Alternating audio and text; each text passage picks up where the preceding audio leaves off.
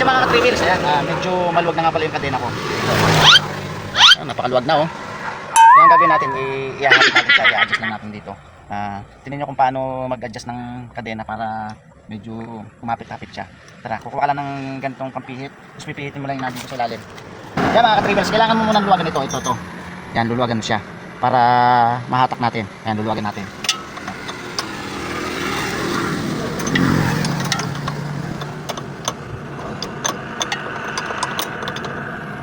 Yan mga ka-3 wheels, ngayon luluwagan na natin yung pinaka-pihi doon. Tapos ang susunod nating luluwagan na ito. Ito, para may adjust na natin. Pipihitin nyo lang to. Yan. Tigas. Yan. Yan.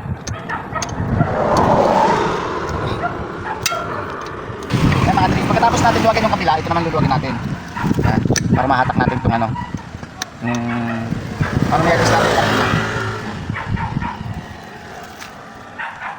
Ayan, maluwag na. Ayan, kasi pag nahatak yan, dito, oh, yan oh, nahapit na yan. Tapos ngayon itong pipihitin natin para kailangan magkano din siya, magkaspat para hindi kiling yung gulong. Ayan ngayon, ito naman ang pipihitin natin. Ayan. Ayan, medyo nahapit na siya. Ayan. Ayan, mga ka-3 wheels, oh, yan, medyo humahapit na oh. Yan.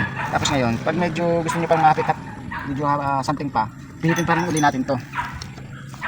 Para ma-adjust siya. Ayan o. Tapos yung kabila naman. Eh mga ka-3 wheels, natapos ko na. Nakahapit ko na. Ayan. Titignan natin yung kadena kung talagang pwede na. Ito. Ayan. Oh, okay na. Oh.